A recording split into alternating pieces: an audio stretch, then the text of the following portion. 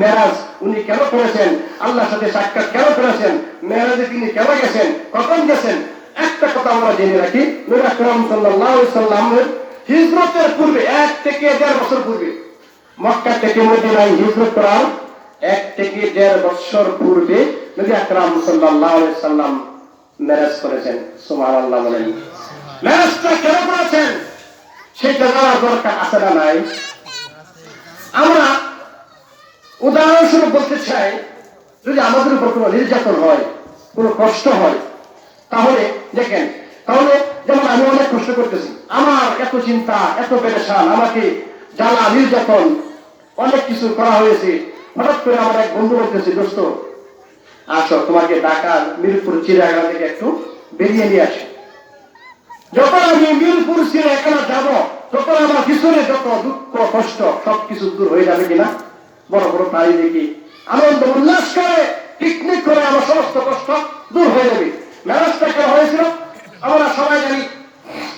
আরে ভাই, ইসলাম ইসলাম আজকে আমরা বলি মুসলমান, আমি মুসলমান, মুখটা ভরে দাবি করি, কেমন মুসলমান হন নাই?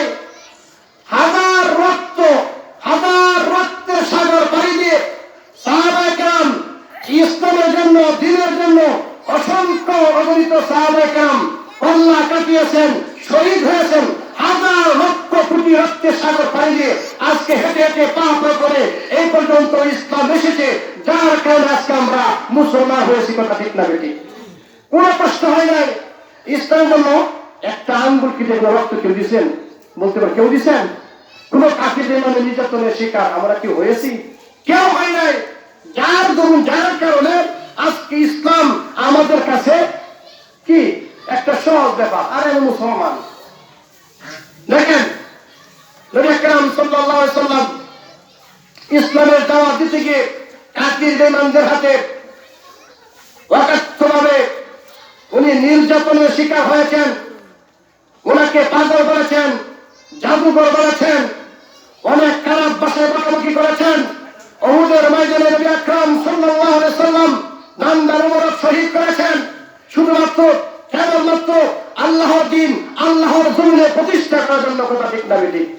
নবী আকরাম সাল্লাল্লাহু আলাইহি সাল্লাম যখন মক্কায় দাওয়াত দেন, মক্কার দাওয়াত দেওয়ার সময় যখন কাফির বেঈমান নিজের আপন চাচা আবু জাহেল, আবু লাহাব, উতবা, শাইবা এই সমস্ত বড় বড় কাফেররা যখন নবীকে কষ্ট দিতে লাগলো, নবী আকরাম সাল্লাল্লাহু আলাইহি সাল্লাম উনি মনে মনে ভাবতেছেন, তায়েফের দেশ আমার নানা বাড়ি, আমার মামার দেশ, আমি হয়তো ইসলামের দাওয়াত নিয়ে ওই জায়গায় গেলে মনে হয় ওই সমস্ত কাফির বেঈমানরা ইসলামের ছায়াতলে আশ্রয় গ্রহণ করতে পারে। বলেন সুবহানাল্লাহ।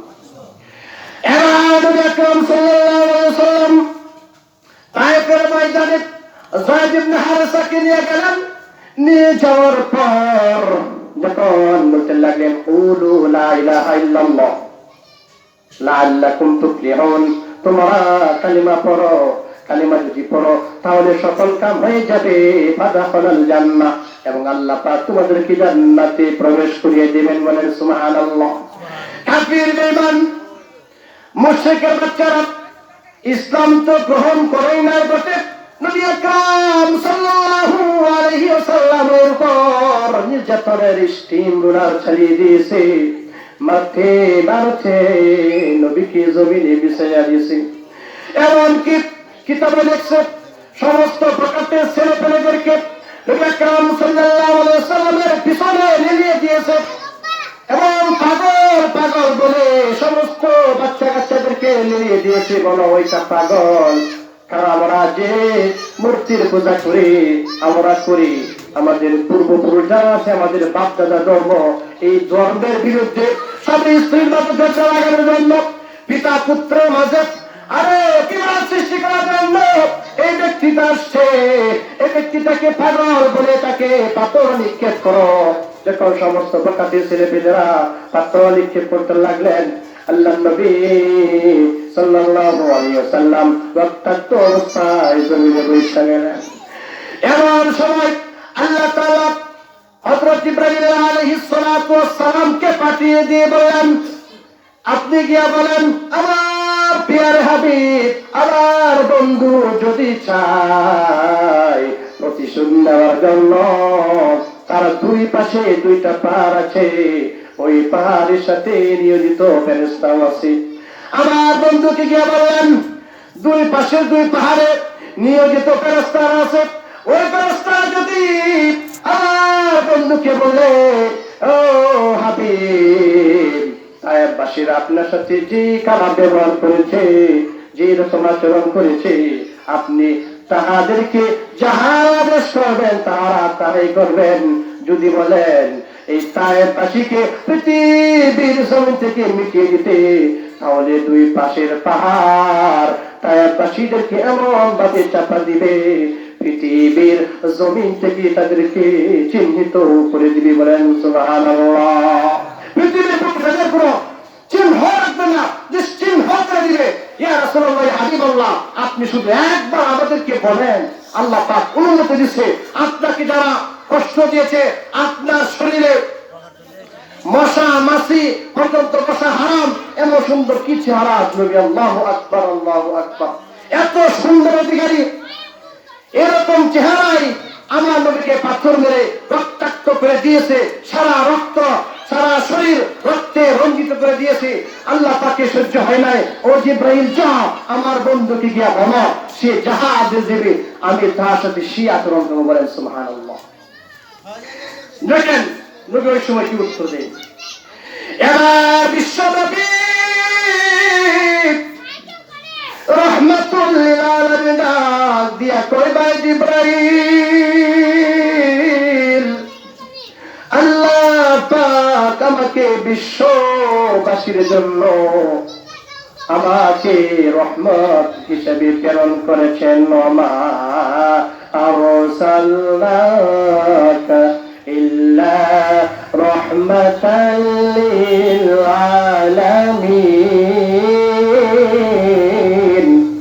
আল্লাহ তাআলা ডাক দিয়া কয়, ও বিশ্বনবী, আমি আপনাকে সারা জাহানের জন্য, কাফিরের জন্য, হিন্দুর জন্য, নাস্তিক মুরতাদ সকলের জন্য আমি আল্লাহ তাআলা আপনাকে রহমত হিসেবে পাঠাইয়াছি। ও জিব্রাইল, আমি ওদের জন্য বদদুয়া করব না, কারণ হচ্ছে আমি পৃথিবীতে যখন থাকবো না, ইসলামের দাওয়াত যখন চতুর্দিকে ছড়িয়ে ছিটিয়ে পড়বে, আমার আশা এরা এখন আমাকে চিনতে পারে নাই, আমাকে বুঝতে পারে নাই। আমার পরে হয়তো ওদের ছেলে পেলে নাতিপুতি যারা আসবে, তারা কালিমা পড়ে মুসলমান হয়ে যাবে। আল্লাহ রাসূল বলেন, আল্লাহুম্মা হাদি কওমি ফাইন্নাহুম লা ইয়ালামুন। আল্লাহ দেখেন, দোয়া দেওয়ার পরিবর্তে আমার রাসূলকে দোয়া করেন, আল্লাহুম্মা হাদি কওমি, ওগো আল্লাহ আমার উম্মতদেরকে তুমি হেদায়েত দিয়ে দাও, হেদায়েত দিয়ে দাও, তাদেরকে সঠিক পথে চলার তৌফিক দাও। কেননা ফাইন্নাহুম লা ইয়ালামুন, তারা আমাকে চিনে না, তারা আমাকে জানে না। তারা যদি আমি বিশ্বনবীকে চিনতে পারত, তাহলে খোদার কসম করে বলি, তারা কখনো আমার সাথে এইরকম আচরণ করতো না। ঠিক না? দেখি ওই সময় আল্লাহ তাআলা তার প্রিয় হাবিব সাল্লাল্লাহু আলাইহি ওয়াসাল্লাম ওনাকে সান্ত্বনা দেওয়ার জন্য হযরত জিবরাইল আলাইহিস সালাতু ওয়াস সালামকে পাঠিয়ে দিলেন, যা আমার বন্ধুকে নিয়ে আয়, আমার বন্ধুকে আমি সান্ত্বনা দেব, পিকনিক করাবো, ভ্রমণ করাবো, কিন্তু পৃথিবীর জমিনে রাখিয়া ভ্রমণ করাবো না, সরাসরি সাত আসমান বেদ করে আরশে আজিমে আমি আল্লাহ তাআলার সাথে কথা বসাইয়া আমার বন্ধুকে আমি সান্ত্বনা দেব। বলেন সুবহানাল্লাহ। কথা বোঝেন নাই? পৃথিবীতে আমার বন্ধুদের সান্ত্বনা দেব না, সরাসরি আমার কাছে নিয়ে আয়, আমার পাশে বসাইয়া আমার বন্ধুর গায়ে আমি কুদরতি হাত বুলাইয়া বলে সান্ত্বনা দিব। সুবহানাল্লাহ বলেন। এবার বিশ্বনবী সাল্লাল্লাহু আলাইহি ওয়াসাল্লামের মেরাজের কাহিনী শুরু হয়ে গেল। কিতাবওয়ালারা কিতাবে লিখে বিশ্বনবী সাল্লাল্লাহু আলাইহি ওয়াসাল্লাম রজব মাসের কোন এক তারিখে, আমরা মনে করি 27শে রজব, আর এটা বিশুদ্ধ মত না। যাই হোক, অনেক মতভেদ আছে, রজব মাসে মেরাজ সংঘটিত হয়েছে, এই কথাটাই কিন্তু প্রসিদ্ধ না, বিশুদ্ধ। কারণ মেরাজ সংগঠিত হয়েছে রজব মাসে। বলেন সুবহানাল্লাহ। নবী আকরাম সাল্লাল্লাহু আলাইহি ওয়াসাল্লাম বলেন, আমি উম্মে হানির ঘরে রাত্রিবেলায় শুয়েছিলাম, হঠাৎ করে দেখি হযরত জিবরাইল আলাইহিস সালাতু ওয়াস সালাম আমার ঘরের ছাদ ভেদ করে আমাকে কোলে করে হাতিমে কাবায় শোয়াই দিলেন। বলেন সুবহানাল্লাহ। আল্লাহ রাসূল সাল্লাল্লাহু আলাইহি ওয়াসাল্লাম বলেন, ওই সময় আমাকে ওই জায়গায় শোয়া আমার বক্ষ বিদীর্ণ করলেন। কি করলেন? আমরা যেটাকে বলি ওপেন হার্ট সার্জারি। আরে মিয়া, ওই 1400 বছর পূর্বে নবীজির বক্ষ মুবারক বিদীর্ণ করেছে, ওপেন হার্ট সার্জারি করেছে। ওই জায়গা থেকে বৈজ্ঞানিকরা গবেষণা করতে করতে এখন তারা মানুষের ওপেন হার্ট সার্জারি করে ওই জায়গা থেকে এটা পাইছে। বলেন সুবহানাল্লাহ। রাসূল বলেন, জিবরাইল আমার বক্ষ বিদীর্ণ করলেন, বুকটা চিরে ফেললেন, আমার বুকের ভিতর থেকে আমার কলিজা নারী বুড়ি সব কিছু বের করে ওই পাশে ছিল জমজম কুয়া। এই কুয়া আবার দুই হাতে দুইটা প্লেট ছিল, একটা ছিল ঈমান আর একটা ছিল হিকমতে পরিপূর্ণ। ওই জায়গায় ওইগুলা রাইকা জমজম কুয়া পানি দিয়ে দৌত করে আমার পক্ষে আবার ওইগুলা স্থাপন করে দিলেন এবং ঈমান হিকমত দিয়া ভরপুর করে দিলেন। বলেন সুবহানাল্লাহ। এবার জিবরাইল বলতেছেন, ইয়া রাসূলুল্লাহ, ইয়া হাবিবাল্লাহ, এই অবস্থায় আপনাকে সঠিক করলাম, আপনি মাফ করবেন। আল্লাহ তাআলা আমাকে পাঠাইছে আপনাকে ঊর্ধ্ব জগতে ভ্রমণ করার জন্য। এবার জিবরাইল আলাইহিস সালাতু ওয়াস সালাম তার সামনে ছিল একটি বুরাক, উনি বুরাক নিয়ে আসছেন। বুরাক শব্দটি বারপুন থেকে গঠিত। বারপুন মানে বিদ্যুৎ। বুরাকের এমন পাওয়ার, এমন গতি ছিল, তার নজর যেখানে হয় তার ওই একটা কদম ওই জায়গায় গিয়ে পড়ে। বলেন সুবহানাল্লাহ। বিদ্যুতের গতিতে বুরাক চলে। এবার বুরাক নড়াচড়া করতেছে, লাফালাফি করতেছে। জিবরাইল কয়, ওই বুরাক তুমি জানো না তোমার পিঠের উপর আজকে কাকে বসাইতেছি? আরে পেয়াম্বার তাজদার মদিনা জিগর গোসায়া মিনা মাহবুবে কিবরিয়া মুহাম্মদ মুস্তাফা আহমদ মুস্তাফা সাল্লাল্লাহু আলাইহি ওয়াসাল্লাম যাকে না বানাইলে আল্লাহ তাআলা এই বিশ্ব জগৎকে বানাইতেন না। বলেন সুবহানাল্লাহ। এবার বুরাকে জবানটা খুলে দিয়েছেন কে? জোরে বলেন আল্লাহ। এবার বুরাক বলতেছে, ও ভাই জিবরাইল, আমি এই জন্য লাফালাফি করতেছিলাম। কেন লাফালাফি করতেছি জানো নি? বিশ্ব নবীকে আমি ভালো করে চিনি, উনি আমার উপর উঠবেন, আমার খুশির সীমা নাই। কিন্তু যখন উনি আমার পিঠ থেকে নেমে যাবেন তখন আমার কষ্ট লাগবে, এই কষ্ট আমি সহ্য করতে পারবো না, এই জন্য আমি নড়াচড়া করতেছি। বলেন সুবহানাল্লাহ। এবার আল্লাহ তাআলার পক্ষ থেকে ওই বুরাককে ঢালে দেওয়া হয়। ও বুরাক, চিন্তা করো না, কার কঠিন কিয়ামতের দিন তোমার মাধ্যমে আমার বন্ধুকে ছড়াইয়া আমি জান্নাতের মেহমান বানায় দিন। বলেন সুবহানাল্লাহ। এবার শুরু হলো বিশ্ব নবীকে নিয়ে বুরাক দ্রুত গতিতে চলতে লাগলেন। চলতে চলতে অনেক সময়ের কথা ভাই, এই অল্প সময়ের ভিতরে শেষ করা সম্ভব না। প্রতিমধ্যে অনেক কিছু ঘটে। যদি এক নামাজ পড়েন, এখানে হযরত ঈসা আলাইহিস সালাম এখানে ভূমিষ্ঠ হয়েছেন। ওই জায়গায় দুই রাকাত নামাজ পড়েন, সামনে একটা কবর থেকে সুগন্ধি পাচ্ছেন। জিবরাইল বিশ্ব নবী এখানে থামেন, দুই রাকাত নামাজ পড়েন। এখানে ফেরাউনের স্ত্রী আসিয়া এখানে শায়িত আছে। বলেন সুবহানাল্লাহ। অনেক কিছু ঘটেছে, আমি সেই দিকে যাবো না। এবার বাইতুল মুকাদ্দাসে চলে গেলেন। যাওয়ার পর সেখানে গিয়ে দেখেন একটি পাথর, যে পাথরের মাঝে অন্যান্য নবীগণ তাদের ভাঙতেন। ওই জায়গায় বিশ্ব নবী সাল্লাল্লাহু আলাইহি ওয়াসাল্লাম ওই বুরাকটি পাথরের সাথে বেঁধে বাইতুল মুকাদ্দাস মসজিদের ভিতরে গেলেন। গিয়া দেখেন 1 লক্ষ বা 2 লক্ষ নবী সেখানে কাতার বন্দী হয়ে বসে আছেন। বলেন সুবহানাল্লাহ। সমস্ত মসজিদ ভরপুর, কানায় কানায় পরিপূর্ণ। শুধু সামনের জায়গাটা, ইমামের জায়গাটা, ওই জায় নামাজটা কেবলমাত্র খালি। বলেন সুবহানাল্লাহ। সবাই অপেক্ষমান, আজকে এই জায়গায় নামাজ কে পড়াবে? নামাজের সময় হয়ে গেছে, এটা নফল নামাজ, কে পড়াবে ইমামতি, কে করবে? জিবরাইল বিশ্ব নবী রাহমাতুল লিল আলামিনকে হাতে ধরে সামনের দিকে ঠেলে দিলেন, বললেন, ও বিশ্ব নবী, আজকে এই জায়গায়, এই স্থানে, এই মসজিদে ইমামতির যোগ্য আপনি ছাড়া আর কেউ হবেন না। বলেন সুবহানাল্লাহ। এই জন্য বিশ্ব নবী রাহমাতুল লিল আলামিন 1 লক্ষ বা 2 লক্ষ পয়গম্বরদের মুক্তাদি বানিয়ে উনি নিজে ইমাম হয়ে নামাজ পড়ায় বুঝাই দিলেন, উনি হচ্ছেন এমন নবী, সমস্ত নবীদের নবী। বলেন সুবহানাল্লাহ। এই জন্য তাকে বলা হয় ইমামুল আম্বিয়া, ইমামুল মুরসালিন। বলেন সুবহানাল্লাহ, সমস্ত নবীদের নবী। এবার বিশ্ব নবী সাল্লাল্লাহু আলাইহি ওয়াসাল্লাম যখন ঊর্ধ্ব জগতে ভ্রমণ করবেন, এর আগে আমি বলি, মুফাসসিরিন কেরামের ভাষায় ইসরা এবং মেরাজের মধ্যে পার্থক্য আছে। ওলামায়ে কেরাম ছাড়া আর এটা কেউ বুঝবেন না।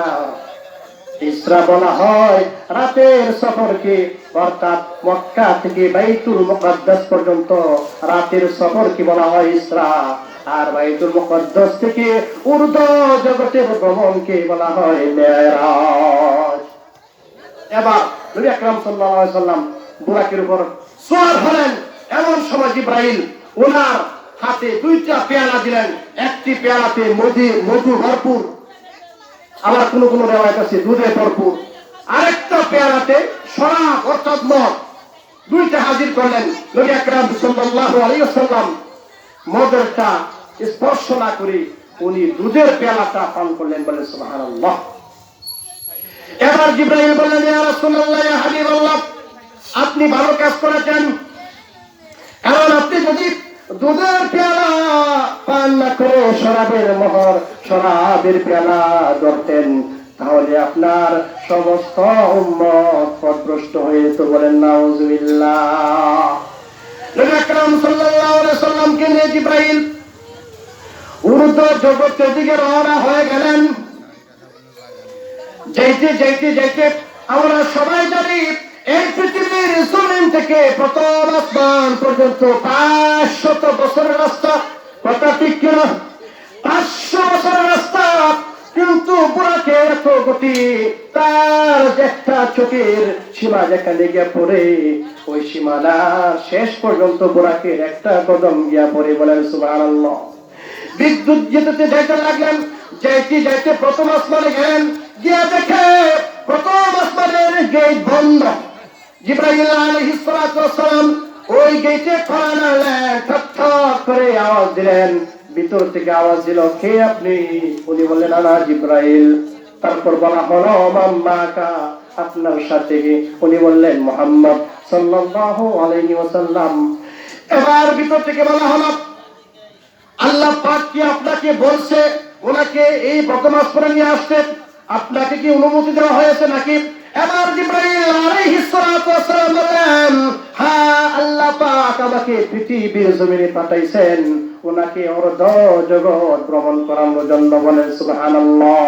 এবার ফেরেশতারা গেট খুললেন। গেট খোলার পর সমস্ত ফেরেশতাগণ ওনাকে মারহাবা, আহলান সাহলান বলে স্বাগতম জানাইতেছেন। বলেন সুবহানাল্লাহ।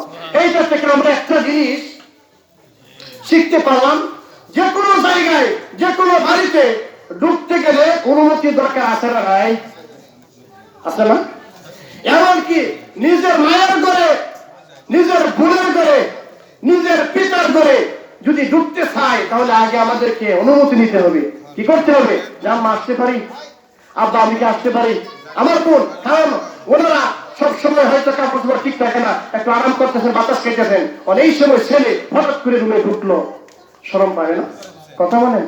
ইসলামের একটা ধর্ম, সবকিছু শিক্ষা দিয়েছেন আমাদের ভালোর জন্য নাকি কাফের জন্য? বলেন, ভালোর জন্য। অনুমতি দিয়ে সালাম দিয়ে ঢুকতে হবে এবং নাম বলতে হবে, আমি অমুক। অনেকে ঘর থেকে যখন অন্যের ঘরে গিয়ে প্রবেশ করে, যদি ভিতর থেকে জিজ্ঞাসা করা হয়, তুমি কে? বলে আমি। আরে ভাই, আমি কে? আমি কে? নাম বলবেন, আমি আব্দুল্লাহ, আমি আব্দুর রহমান।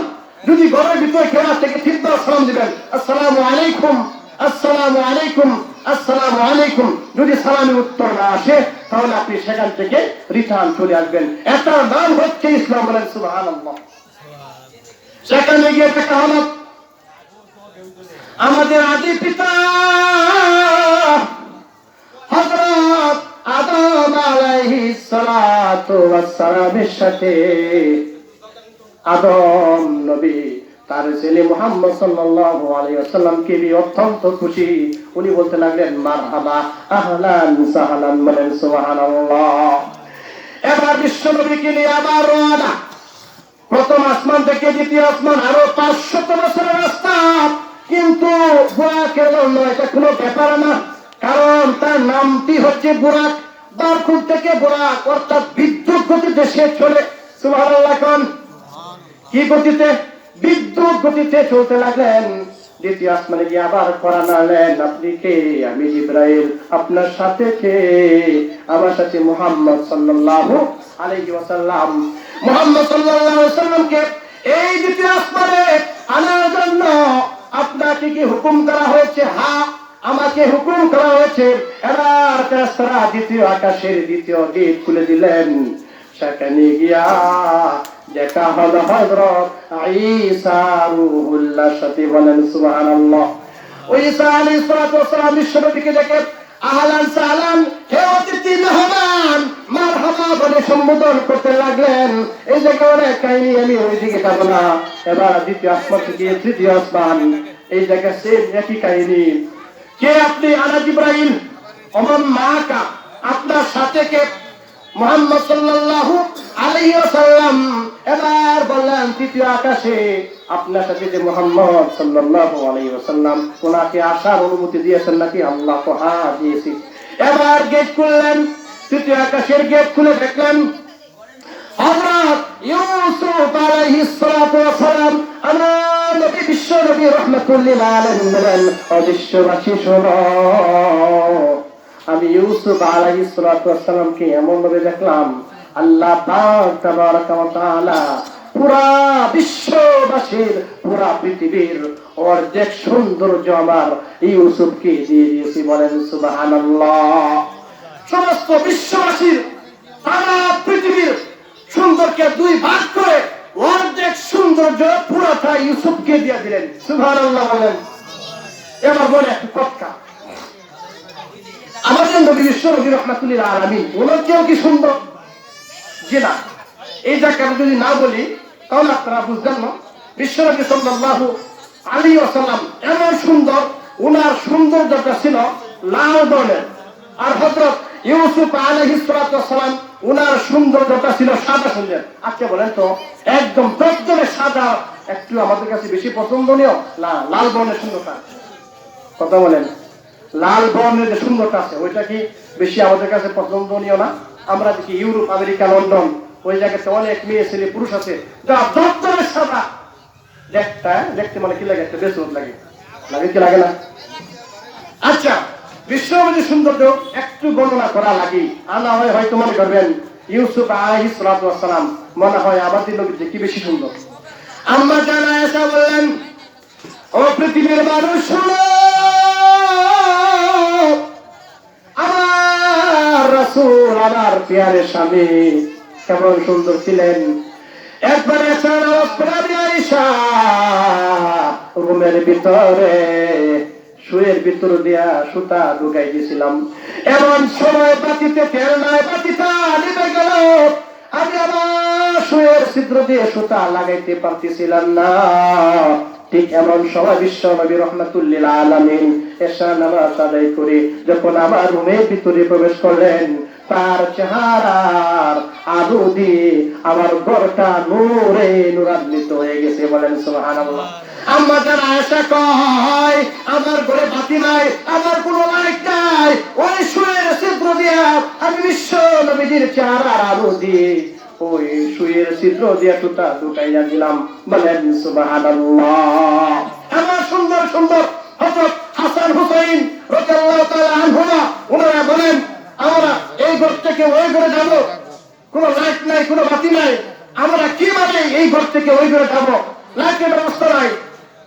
বললেন, জি আমাদেরকে একটা লাইট দেন। বিশ্বনবী কয়, আরে নাতিরা, আমার কাছে কোনো লাইট নাই, আমি কেমনে লাইট দিব? তাহলে আমি একটা কাজ করতে পারি, আমি তোমাদেরকে একটু সাহায্য করি। বিশ্বনবী আকাই নামদার তাজিদারি মদিনা মুহাম্মদ সাল্লাল্লাহু আলাইহি ওয়াসাল্লাম উনি বাহিরে অন্ধকার রাত্রি একটু হাইসা দিলেন, মুস্কি হাসি। কিতাবে লিখছি সমস্ত উঠানটা সমস্ত বাড়িটা আলোয় আলোকিত হয়ে গেছে। এই আলোতে হাসান হুসাইন এই ঘর থেকে ওই ঘরে চলে গেছে। সুবহানাল্লাহ, চিৎকার করে বলেন সুবহানাল্লাহ। তাহলে বোঝা গেল বিশ্বনবীজি হযরত ইউসুফ আলাইহিস সালাতু ওয়াস সালাম চেয়েও আরো লক্ষ কোটি গুণ বেশি সুন্দর ছিলেন, বলে সুবহানাল্লাহ।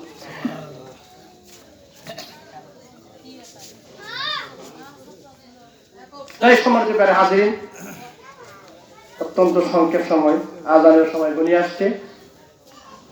আমি তৃতীয় আসমান পর্যন্ত গেছি, যেহেতু শবে মেরাজ এই রজব মাসে সংঘটিত হয়েছে, এই জন্য এই আলোচনা করলাম। তৃতীয় আসমান গেলাম, আর অনেক ইতিহাস, চতুর্থ আসমান, পঞ্চম, ষষ্ঠ, সপ্তম। মেরাজে গেলেন, আল্লাহর সাথে কথা বললেন, আরো সে আজিমে গেছেন, বৈশা আল্লাহর জন্য কে নিয়ে গেছেন? আল্লাহ বলেন, ও রাসূল, ইয়া হাবিব, আমার কাছে আপনি আসছেন, আমার জন্য কি নিয়ে আসছেন? রাসূল আকরাম সাল্লাল্লাহু আলাইহি ওয়াসাল্লাম উনি বললেন, আত-তাহিয়াতু লিল্লাহি ওয়াস-সালাওয়াতু ওয়াত-তাইয়্যিবাত, আমি আপনার জন্য এইটুকু আল্লাহ। আল্লাহ তাআলা তখন জবাব দেন, আসসালামু আলাইকা আইয়ুহান নাবিয়্যু ওয়া রাহমাতুল্লাহি ওয়া বারাকাতুহু, হে প্রিয় হাবিব, আমার পক্ষ থেকে আপনি সালাম গ্রহণ করুন এবং আমার পক্ষ থেকে আপনার উপর শান্তি বর্ষিত হোক। সুবহানাল্লাহ। এবার রাসূল আকরাম সাল্লাল্লাহু আলাইহি ওয়াসাল্লাম বলেন, আমাকে একাই সালাম দিলে হবে না, আমাকে একাই আমার উপর সালাম বর্ষিত করলে হবে না। আমার যারা নেককার উম্মত আছে, ওই সমস্ত উম্মতরা ওরা কি করবে? তখন আল্লাহ তাআলা বললেন, আসসালামু আলাইনা ওয়া আলা ইবাদিল্লাহিস সালিহিন।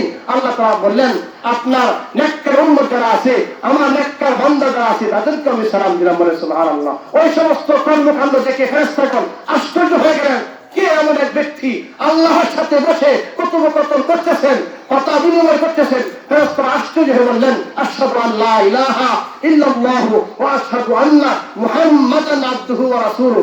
তখন থেকে ওই বাক্যটি আল্লাহ তাআলার কাছে এতই পছন্দ হয়েছে, ওই আত-তাহিয়াতুটা প্রত্যেক মুসলমানের জন্য প্রত্যেক নামাজে পড়াটা ওয়াজিব করে দিয়েছেন, বলেন সুবহানাল্লাহ। আমি আর সামনের দিকে আগাবো না। মেরাজের নবীজি গেছেন, পৃথিবীতে আসলেন, অনেক কাহিনী, অনেক কথা, যেটা থেকে বিশ্ববাসী অনেক কিছু শেখার আছে। ইনশাআল্লাহ আর সময় নাই, অন্য কোনদিন যদি সম্ভব হয় বাকি পয়েন্ট থেকে আলোচনা করব। আল্লাহ পাক আমাদের সকলকে রজব মাসে পবিত্রতা অর্জন করে যেগুলো মানার সেগুলো মানার, এবং যেগুলো বর্জন করার সেগুলো বর্জন করে, এবং বেদাত মুক্ত জীবন করার তৌফিক দান করুক। সকলে পড়ি আমিন। ওয়া আখিরু দাওয়ানা আলহামদুলিল্লাহি রাব্বিল আলামিন। আসসালামু আলাইকুম ওয়া রাহমাতুল্লাহি তাআলা ওয়া বারাকাতুহু।